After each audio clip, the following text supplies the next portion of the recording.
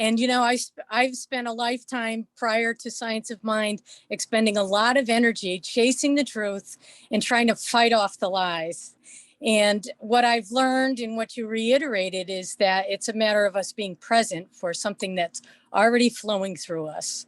And I like that example of tuning in on the radio, that the frequency is there and that we have to be available for it. And the thing I wanted to just focus on was that, surrender is an action, but it doesn't mean it requires great effort. It's actually a great freedom of letting go and becoming available. And I find that I redirect my radar, so that I can receive better. And that was just such a blessing for me to find out, because I was overwhelmed with the thought of having to work even harder. And now I have to work harder to surrender. And it's an action, but it doesn't require tremendous effort. Think about what it feels like to let go. So I appreciate that you brought that up. And, maybe you could say one or two things about, what letting go, what's the action involved in letting go? How do you let go? And you mentioned a couple things, but it's worth repeating. Thank you, Mary Jo. It's funny that it was just a couple of days ago. So as I was thinking about what to speak about, then I saw an article, and it's kind of a dichotomous source here. So it's Elon Musk, but he was talking about, they call it the 85 principle or something like that, that right now, like in his companies, he's encouraging his people to only give 85%. He wants people to slow down right now, to not work as hard.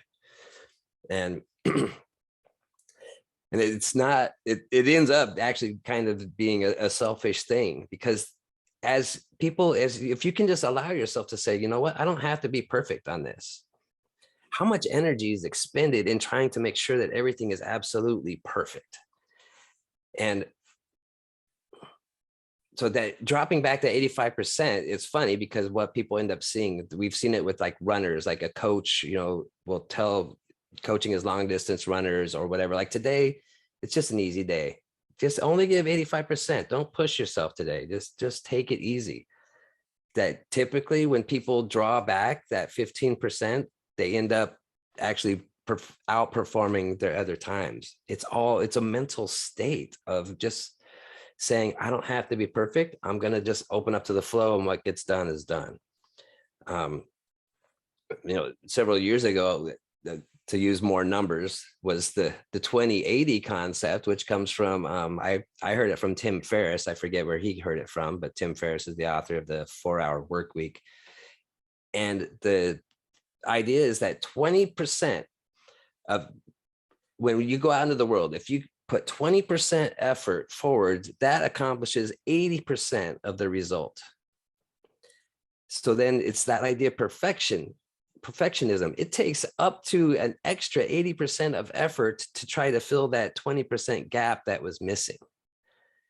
And is it really worth it? Is it that much better to expend that much mental energy and stress to get to that place? And really, for most things, that it's not worth that extra effort. How much more freeing is that?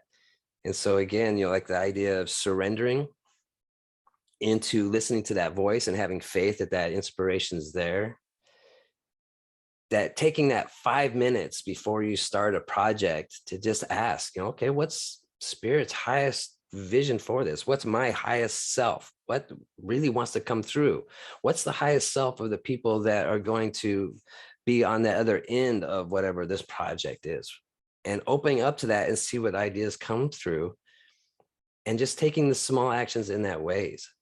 It's when we try to like expend all this energy to force things to be the way that we think they should be, that we're just kind of running around. And like you talked about tuning the dial, we're up here on this surface. I got to get this done. And like Anne said, we're just doing. And no, we need to, don't just do something, stop and sit there.